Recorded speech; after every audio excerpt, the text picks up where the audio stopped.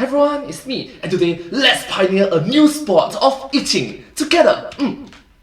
Meet Matt Stonie, competitive Stonie. eater, Hi. YouTube sensation, and the guy who's going to be responsible for cramming nearly 90 hot dogs into someone else's stomach. Hello Internet, welcome to Food Theory. Hello Internet, welcome to Food Theory. Hi.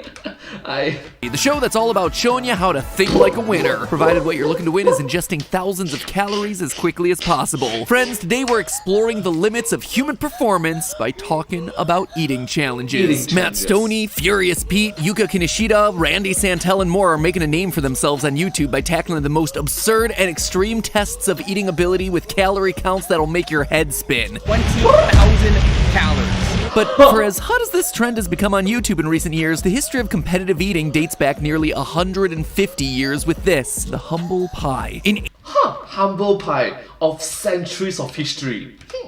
1878, the first ever recorded pie eating contest happened in Toronto, Canada. The prize, a handsomely bound book. I love that they don't even tell you what the book is, it's a pretty book. Anyway, word started to spread in pie eating contests. I just love it that he mentions pie as in 3.1415. Began to sweep the local fairs all throughout North America. As one article put it, quote, "The spectacle of a row of dignified gentlemen or beautiful ladies with faces besmeared with jelly and with their hands tied behind them would be one to instruct and amuse." Instruct you on what? I just love it that he mentions the Daily Theorists instead of the Daily Planet like Superman. Exactly. How to cram food in your mouth during a hostage situation? Guess it's still more useful than learning the Krebs cycle. Anyway, this was largely the extent of competitive eating until 1916 when one event changed everything. The Nathan's Hot Dog Eating Contest. For those of you who don't know, the Nathan's Hot Dog Eating Contest is like the Super Bowl of competitive eating events. It's Yeah, 1916. That is more than 100 years ago. Oh gosh. held every year on the 4th of July and it's televised on ESPN. This On the 4th of July.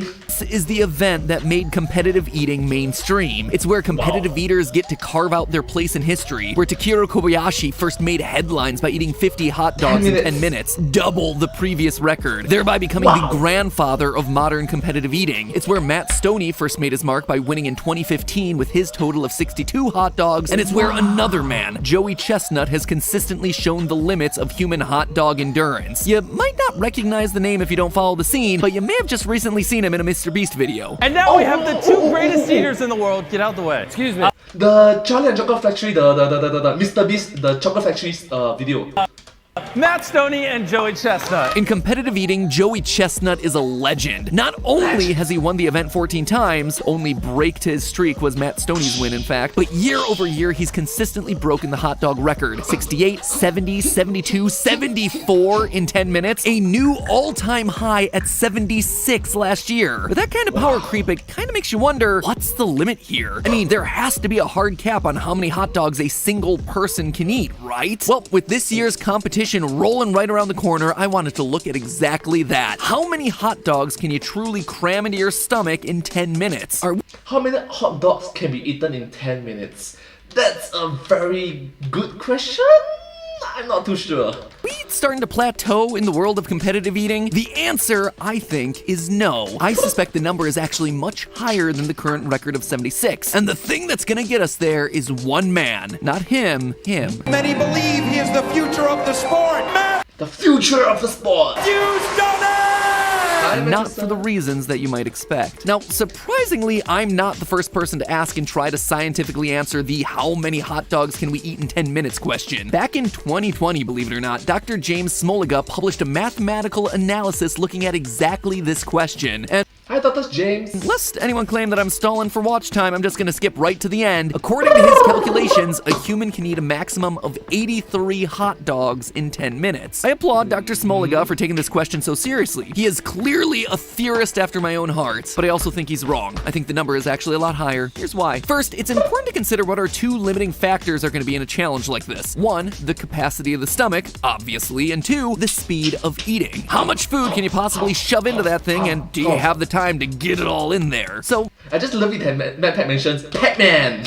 Let's tackle each of those variables one at a time. When it comes to stomach capacity, it's all about stretching. Studies have shown that a normal stomach, when full, can stretch to about 15% of its normal size. A competitive eater's stomach, though, double to triple the size. And to get it there, top eaters stretch it bit by bit over time, just like you do a muscle. In the lead up to the competition, they'll do things like eat a whole watermelon, drink gallons of water, shovel down pounds and pounds of grapes, basically ingesting a lot of high-volume, low-calorie foods as fast as possible to really expand what's inside of there. But even at its max stretch, there's still another limiting factor here: your body's overall size. Size matters in sports, whether that's throwing a football or eating a meatball. An average Football, meatball. person is 5'9" or 1.75 meters. An average pro basketball player is 6'6" or 1.98 meters. That Wow, significantly taller than me. Wow. height difference is going to translate to a performance difference. Does it mean that you're guaranteed to be good? No. But does it mean that you have a higher capacity for being good? Absolutely. And the same holds true when you're talking about eating. As an example, look no further than the difference between the men's and women's results of the Nathan's hot dog contest. While Joey Chestnut's records are now crossing into the mid-70s, the women's division has currently peaked at 48.5 by Miki Sudo. It is absolutely an impressive number, don't get me wrong, but it's still well below the men's division because a smaller body frame is just gonna have an overall smaller stomach to work with and less room to expand. Also, just to make myself clear, when I say bigger, I mean taller and not necessarily big in the horizontal direction. According to all of the research that I've read, there's a reason most of the biggest eating records are being set by some of the thinnest competitors, and that is a lack of fat. Any extra fat tissue from around the stomach is gonna act like a constrictive layer that prevents the stomach from expanding to accommodate more food. As So it's like a constricting wall. paradoxical as it might seem, if you want to make it big in the world of competitive eating, you gotta stay small, but also tall. So what if we took this to its logical conclusion? Suppose there was someone with the same level of training as a Joey Chestnut or a Matt Stonie, but built with a bigger frame. What if the world's tallest human actually became a competitive eater? That is what I want to look at when I'm trying to calculate the theoretical maximum number of hot dogs a human stomach can contain. So I did an analysis of existing competitive eaters and their records. I looked at how it all correlated with height and then extrapolated out what that number would look like for the tallest human on record, the 8'11" or 2.71 meter Robert Wadlow. Hi, Robert Wadlow. Wow, Matt Pat, you actually do the calculations for it? Why? The number I reached? An absolutely insane 114 hot dogs. Now, obviously, that is an extreme of the extreme. I mean, we're talking about a man that is nearly 3 feet taller than Joey Chestnut. So, what if eating competitors started to look more like players in the NBA? There, the players are a much more attainable height of, say, 6'6" or 6'7". And they are still alive, so a good representative of someone that is alive. Yeah. 200 centimeters tall, so we'd expect those competitors to cap out at, again, a whopping 87 hot dogs, still 10 over the existing world record. And this is where we start to run into our second major factor, time. Or more specifically, the hacks competitive eaters use to swallow stuff faster. If you're gonna be hitting 80 plus hot dogs in 10 minutes, you're gonna need to get them down fast. That's the entire reason that competitors dunk the buns in water before they even begin chewing, and they take these huge gulps when trying to get the stuff down. The water is doing the work that saliva in the mouth would normally be doing. Pretty like a lubrication or something. much every competitor does this because getting a dry hot dog bun to slide down your throat quickly is awful. It is something that I am, sadly, all too familiar with. Which hot dog are you on? Two, actually. So dry. Oh, escape the night. That was a strange week of my life. Anyway, Oh my god, Matt Pat looks so young. those deranged, murderous clowns taught me a lesson, and the next time that I was presented with a hot dog eating challenge, I was prepared. Here's the dunk. Here's my dunk. Squeeze it out.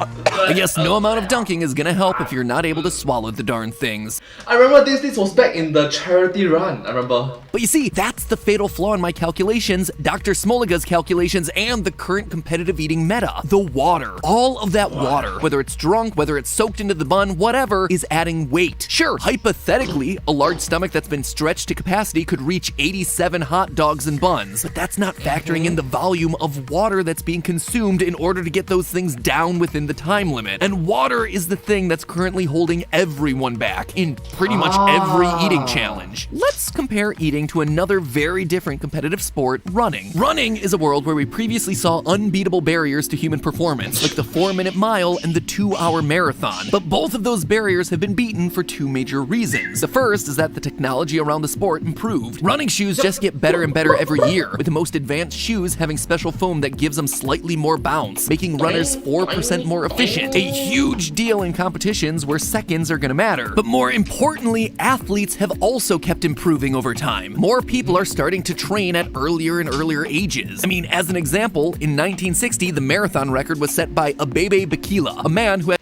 Hi, Bikila. I hope that I'm pronouncing it correctly. Hi. an entire military career before becoming an athlete. A man who didn't win his first marathon until he was 27 years old. A man who won Olympic gold in the marathon without wearing shoes. Nowadays, people have shoes, and fancy ones at that. They're also training to be competitive runners from the time that they're teenagers. High schoolers are setting times that would have been world records a generation or two ago. Yes, that's right. Can you imagine it? Like a 13 years old can run faster than the Olympic winners a few centuries ago. So yeah, oh, no, sorry, a few decades ago.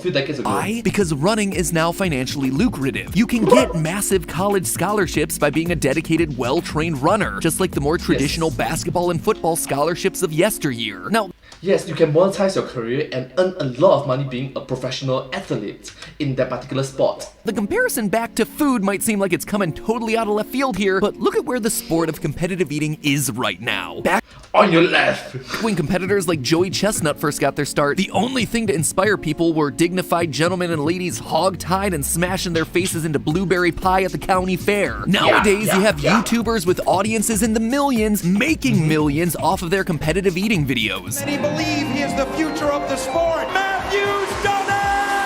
It's true. Matt Stonie's hot dog eating career might have peaked in 2015, but what he's doing is showing future generations that being a competitive eater is a viable and very lucrative career. You can make Yes, you can make a lot of money. Think about it. You can earn like $1 million, $2 million USD in a couple of years just by boom, boom, boom, boom, boom. Yeah, okay. What other careers out there can make you eat so much money and still make like 1-2 million within the foreseeable 5 years, 10 years? Not a lot of jobs out there. a living by eating 6 pounds of pasta or 10,000 calories worth of cereal and throwing that content up online. And the educational resources on how to do that safely and sustainably are there now in a way that they've never been before. And with more newcomers and more Keep fit, keep healthy. potential money comes the need for better technology, just like with the running shoes. Now, it might seem like a weird thing to say. How's technology possibly going to help a competitive eater scarf down more hot dogs faster? Allow me to direct your attention to the official rulebook for the Nathan's Hot Dog Competition. You are allowed to bring whatever you want to drink, provided it's non-alcoholic. Currently, practically everyone defaults to water, but I guarantee to you that there is some other beverage out there that hasn't been discovered yet, something that can serve as a great throat lubricator and can soak the bun without adding volume or mass. This would circumvent the water problem and allow the competitor to fit more hot dogs into their stomach. And as more young people enter the space inspired by the Matt Stonie's and Furious Pete's of the world, Oh, so technically speaking, Bruce Lee will be wrong in a couple of years with more scientific research. His saying is, be water, my friend. Don't do that! Don't do that! There's a much better liquid to substitute it, so... Sorry. wanting to make a name for themselves by trying new things, they will find what that thing is. They will make it if it doesn't exist. It will happen. YouTube is a great example of this exact principle. I've talked a lot about the generations of YouTubers and how the generation that grew up watching the platform have now grown up and have been able to push forward what it means to be a creator and a business owner. The same Yes, that's right. I grew up watching YouTube when I was in primary school, secondary school. Now, think about it. The next generation after me will be individuals who watched YouTube when they were like 1 year old, 2 years old, before they even recognize what YouTube is. It's just mere exposure effect. The habits, humans are habitual creatures. Same is true for pretty much any medium that you look at. And 3 generations into having a serious competitive eating scene feels like they're on the brink of it happening too. The point is, there's room for innovation in the world of competitive eating, and I don't think it's crazy to expect that these innovations are gonna be coming soon. In short, while we can guesstimate a hypothetical human hot dog limit, I think we've only just begun to see what the world of competitive eating is capable of. And they're just pioneering this sport. This is just the initial stage of the potential future for it. Stomach fit 87 hot dogs in 10 minutes? Mathematically, yes. At a certain height and with the appropriate level of training, it can be done. Now, it's just about finding the generation of people who are gonna be able to take us there. And I have and they are maybe in the teens, in the young adults, much younger than Matt. Feeling that the person who's gonna do it is watching Matt Stonie's channel right now. In the meantime, remember, it's all just a theory. A food theory. Bon appetit. And hey, for more adventures into the world of eating entirely too much food, check out this episode where we talk about how much food it would take to pop your stomach. Or, if you just got hot dogs on the brain, check out this episode of Food Theory where we determine whether a hot dog is truly a sandwich. But anyways, thank you all so much for watching this video. I hope you find this video very inspirational, very educational, and it's quite motivational if you think about it. If you do like this video, please remember to like, share, and subscribe to my channel, and comment down below if you have anything to ask. Don't forget to follow my channel. I hope to see you on my next video. But hey, that's just a theory, a food theory. Bon appetit.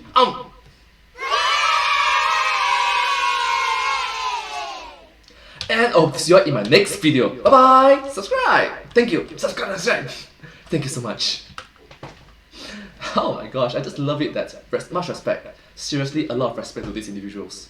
They're legends in like a decade or two.